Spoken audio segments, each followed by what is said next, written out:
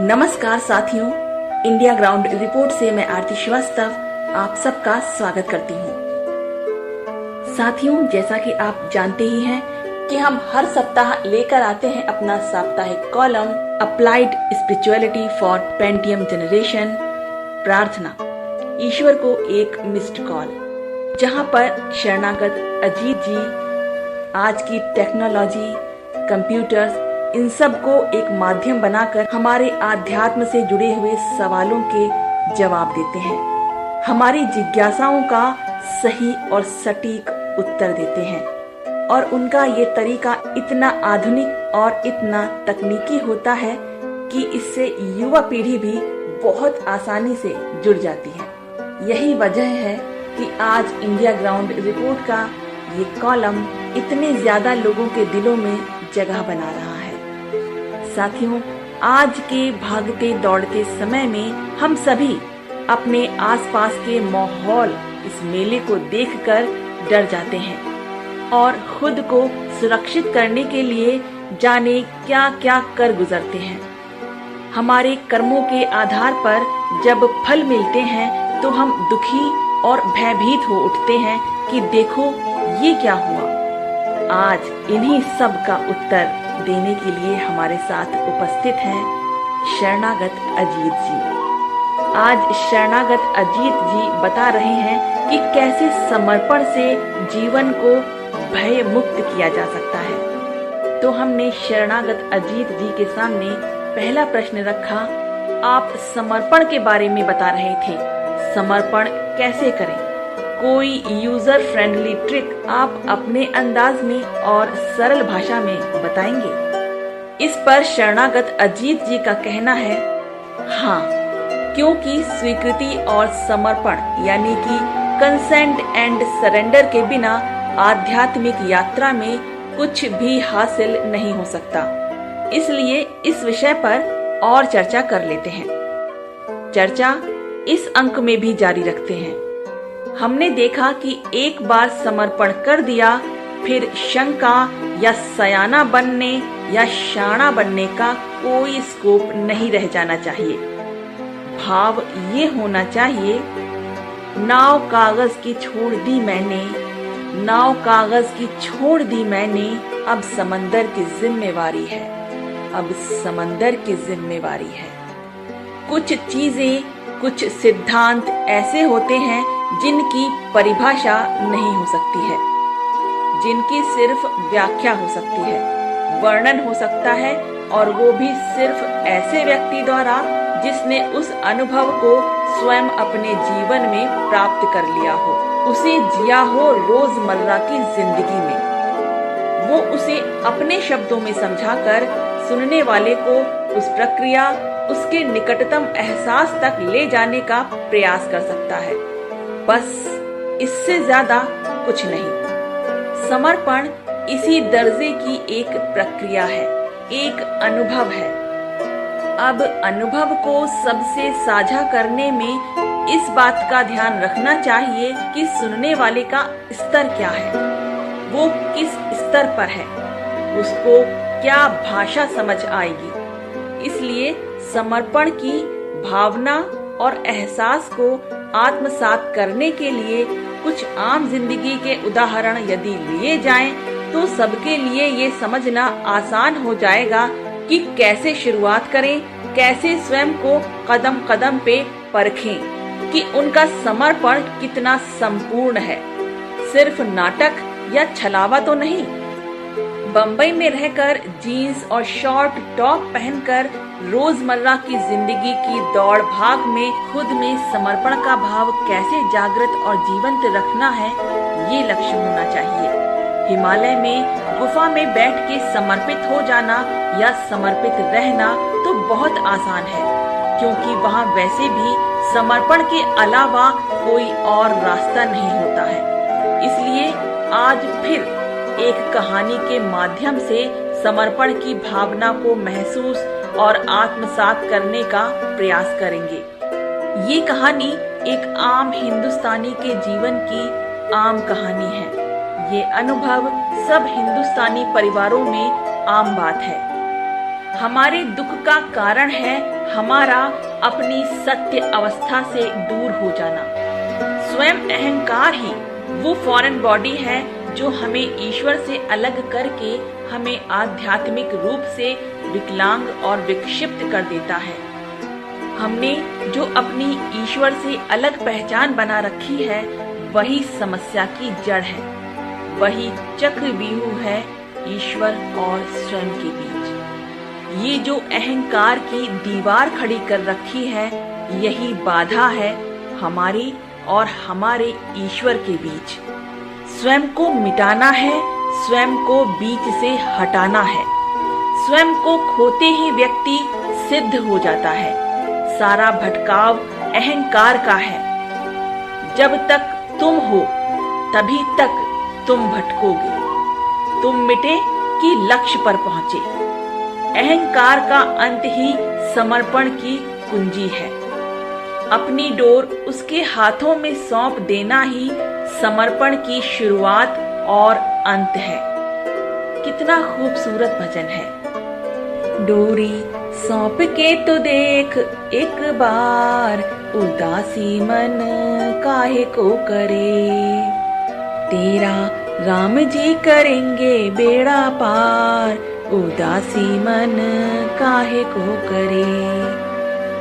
कहानी हमारे बचपन के दिनों के अनुभवों की है।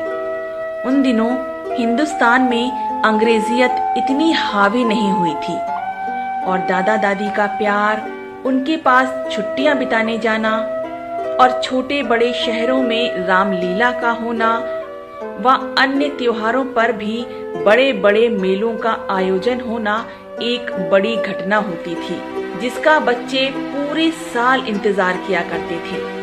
साल भर के इंतजार के बाद मिलने वाली तृप्ति का आनंद दूसरे ही स्तर का होता था और उस अनुभव का आनंद बहुत ही लंबे समय तक मन में महकता रहता था। आज के नेटफ्लिक्स और अमेज़न प्राइम के रोज रात को उपलब्ध सस्ते, छिछोरे और अश्लील मनोरंजन के मुकाबले करीब 6-7 साल के रहे होंगे जब भी रामलीला की छुट्टियों में दादा दादी के पास जाते थे तो दादाजी के साथ दशहरा का मेला देखने जाना एक बड़ी घटना होती थी। पिताजी के सख्त अनुशासन से दूर दादाजी के साथ मेला देखने जाने का मौका जिंदगी का एक सुनहरा पर्व होता था। पूरी आजादी और दादाजी के साथ चलते हुए ये महसूस होता था कि पूरी दुनिया अपनी मुट्ठी में है। ना पैसे की चिंता, ना ही कोई कमी, ना ही पिताजी की डांट का डर। दादाजी किसी चीज के लिए मना नहीं करते थे। पैसे की कोई कमी थी ही नहीं जब वो साथ हैं और सब कुछ बच्चों की इच्छा के अनुसार ही होता था। बस चलने से पहले दादी और माँ कई बार ये हिदायत देना नहीं भूलती थी कि मेले में बाबा की उंगली पकड़े रहना। ये बात उस समय समझ तो नहीं आती थी, लेकिन इस पर व्यर्थ चर्चा नहीं होती थी और ये मान लिया जाता था कि मेले में बाबा की उंगली लगातार पकड़े रहेंगे, बिल्कुल नहीं छोड़ेंगे। तब मेले बहुत बड़े क्षेत्र में लगते थे। सैकड़ों दुकानें, झूले, खेल तमाशे और न जाने क्या क्या।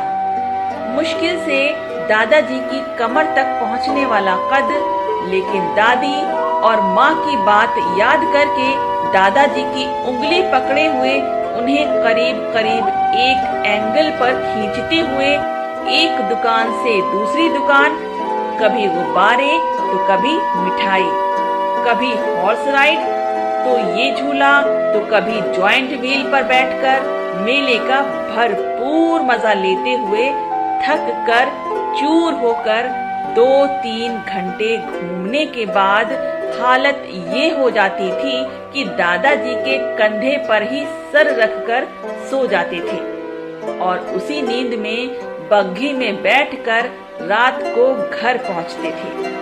घर से ले जाना और घर सही सलामत वापस लाना दादाजी की जिम्मेवारी होती थी। जिसे वो सहर्ष निभाते थे और मेला दिखाकर सुरक्षित घर लाकर माँ और दादी को सौंप देते थे। हमारा दायित्व और कमिटमेंट सिर्फ इतना होता था कि बाबा की उंगली पकड़े रखना है। अब जरा सोचिए कि यदि उस विराट मेले में बाबा की उंगली छूट जाती और कहीं उस भीड़ में खो जाते तो क्या होता। मेले में कितना भी मजा क्यों ना आया हो, यदि बच्चा अपने पिता या बाबा से भीड़ में बिछड़ जाए तो क्या वो उस मजे को याद करेगा या मेले को और उस घड़ी को कोसेगा जब उसे मेले में जाने का ख्याल आया। लेकिन वहीं बाबा की उंगली पकड़े रहने से न सिर्फ मेले का भरपूर मजा लिया बल्कि वापस सुरक्षित घर लाने की जिम्मेवारी भी बाबा की ही होती है। बस हमें उंगली पकड़े रखकर स्वयं को बाबा के हाथों में सौंपकर सब जिम्मेवारी को उस पर छोड़ देना है। यही समर्पण है। आज का सूत्र क्या होगा? इस पर शरणागत अजीत कहते हैं, अब जो सिद्धांत भौतिक संसार के छोटे मोटे मेलों पर लागू होता है वही सिद्धांत इस जीवन के, इस मृत्यु लोक में लगे जीवन के इस मेले में विचरण के दौरान इस दुनिया के मेले पर लागू होता है, जहाँ इतने प्रलोभन, इतनी दुकानें, इतने मनोरंजन के साधन और जरिए, इतने तरह तरह के लालच व मोह पाश हैं कि इस मेले से गुजरते हुए अपने आप को वापस सही सलामत घर वापस ला पाना बहुत मुश्किल हो जाता है, क्योंकि इस मेले में भटक जाना और खो जाना बहुत ही आसान और स्वाभाविक होता है। लेकिन अच्छी बात यह है कि जो सिद्धांत आम सांसारिक जिंदगी में लगने वाले मेलों पर लागू होता है वही सिद्धांत मृत्यु लोक के इस जीवन रूपी मेले पर भी ज्यों का त्यों लागू होता है। मेला देखने जाने में और वहां जाकर मेले के सभी आनंद लेने में ना कोई बुराई है और ना ही कोई प्रतिबंध। बस ये ध्यान रहे कि उस मेले में इतना ना खो जाएं कि अपने रास्ते और लक्ष्य से ही भटक जाएं और घर वापसी का रास्ता ही ना मिले। मेला आनंद लेने के लिए है, वहीं भीड़ में खो जाकर भटक जाने के लिए नहीं है। यदि भटक गए तो मेले का आनंद आनंद न रहकर सजा साबित होगा। इसीलिए दादी के उसी सिद्धांत को फॉलो करें कि मेले में बाबा की उंगली पकड़े रहना। इसलिए आज का सूत्र है, इस जीवन रूपी मेले का आनंद लेते समय बाबा की उंगली पकड़े रहना, यानी हर समय मन ईश्वर में ही स्थित रहे। आज बस इतना ही। नमस्कार।